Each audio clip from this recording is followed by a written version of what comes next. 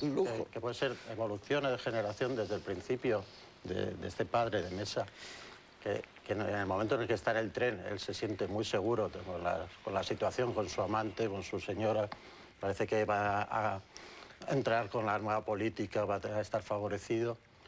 Y ver cómo de pronto va cambiando toda su circunstancia familiar, hasta que por la denuncia de la querida tiene que, vamos a encontrar con el castigo del campo de trabajo, pero como también va evolucionando del campo de trabajo más miserable a otro que es un poco más, digamos, más apañadito, y como él también va mejorando un poco su posición. Ahora hay incluso con el nuevo comisario político, hasta que ya incluso sepa... Hay tres elementos en la película clarísimo, que son los tres elementos que de este mundo, más o menos familia, esta gente, es un poco el escape, que es el cine, la música y el fútbol. La música tiene también un sentido maravilloso de cómo cada vez que se reúnen sacan el acordeón, se pone a cantar el hombre ese. Son momentos de una pequeña alegría, pero una alegría como que se aferran a esa alegría que es difícil de encontrar.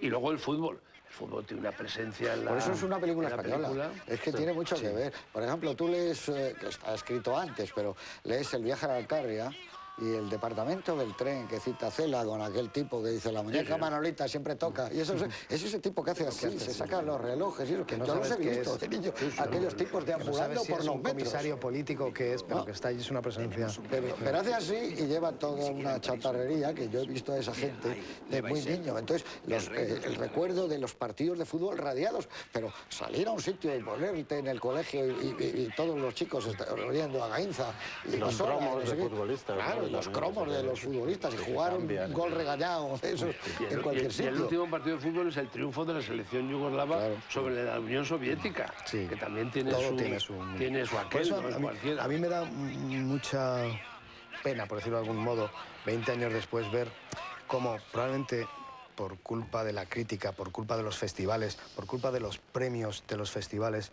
un cineasta con un universo y con un sentimiento y con un pulso se ha ido acomodando a irnos dando lo que le iban premiando. Es decir, yo el año que le premiaron Gato Negro, Gato Blanco, que me parece una pequeña película de un gran cineasta, me parece, pero veo que la gente nos hemos acomodado a ese estilo. Pasa un poco con Fellini también, y por eso se parecen mucho, aparte de porque tienen universo y los reconoces rápidamente, porque les reíamos lo que hacían. Entonces, cualquier cosa valía decir, bueno, pues con eso os conformáis.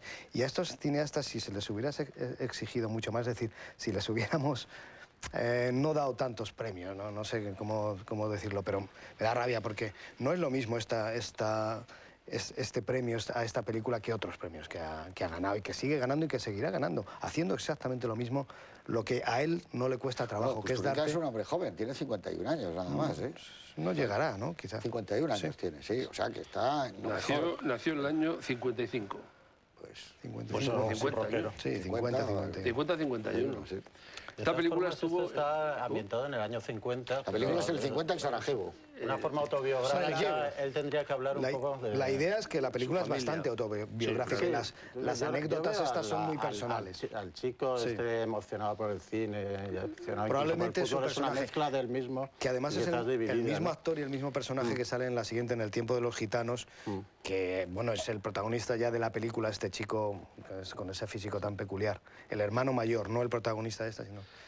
Y El tiempo de los gitanos era una película maravillosa hasta que de repente, como si se le hubiera abierto ya el cielo y hubiera dicho, bueno, pues ya... Y él se vuelve un cineasta agotador, cansino, que no te deja... Es un poco caricatura de sí mismo.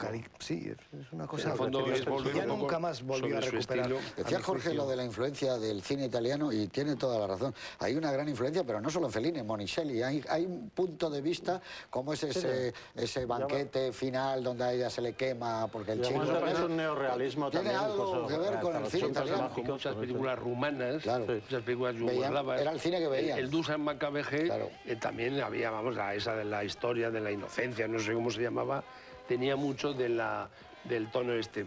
Quería ser que era el cine que más cerca les llevaba. Sí, el cine italiano, por frontera estaban ahí. Sería curioso distinguir en este mundo yugoslavo de los Balcanes, que es tan complicado, digamos, como siempre, si hay un momento que hay una influencia latina. Claro, tiene la en el cine rumano totalmente. Sentimos una cercanía, digamos, están separados. Pero es que el rumano, tú oyes una película en rumano y que si sabes italiano casi la entiendes. Es curioso el que la película, cronológicamente, que está muy marcado, empieza en el 51...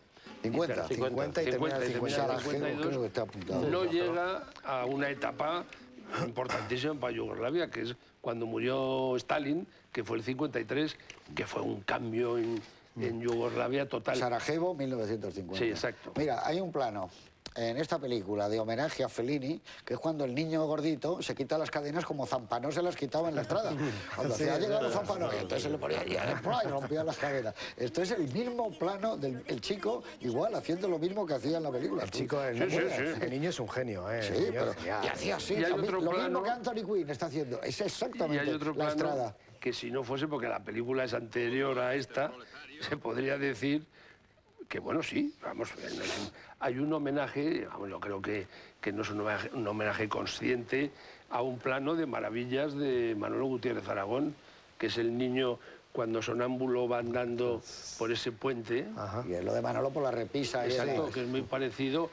En el historia dramáticamente no tiene nada que ver, pero tiene ese tono mágico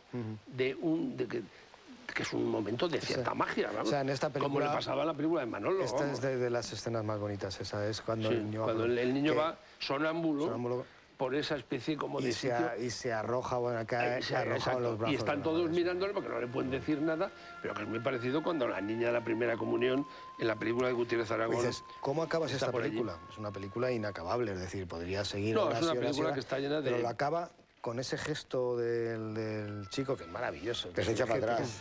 Sí, que te quedas así como diciendo, bueno, ¿qué quiere decirme? Algo me quiere decir, pero te quiere decir tantas cosas y no te dicen... Eso puede ser un truco importante. Aquí van a empezar a decir que digo... El chico busca a su padre, al final se echa para atrás, el chaval la abraza. ¿Te acuerdas la sonrisa de Caviria en la noche de Caviria? la de chorradas que se escribieron. Claro, sobre eso, pues este niño cuando se vuelve y sonríe... A la cámara. ¿Te has fijado cómo es curioso el plano ese final del niño sonámbulo que se acerca al árbol, donde empieza la película, y que parece que empieza como a subir y a volar? Curioso porque está hecho de una forma muy sencilla. El árbol es una transparencia que está rodada con una grúa y da la sensación que el niño como que se eleva por encima del árbol. Las bicicletas de té, que estás como... Y es un truco muy sencillo y sin embargo le da un tono irreal y mágico. Y también feliniano. Y metafórico, ¿eh? Mágico, y metafórico, porque tiene un sentido que es una película muy reciente del 85 y sin embargo... Parece que han pasado tantas cosas desde el 85. Pues sobre todo a ellos, sobre todo cuando hablas de ellos, a su pueblo, a su familia, porque él... Es que además esta película no lo haya tenido tan claro, él es bosnio. No sabemos cuánto costó, pero fue financiada por, creo, por producción bosnia, Serbia, croata.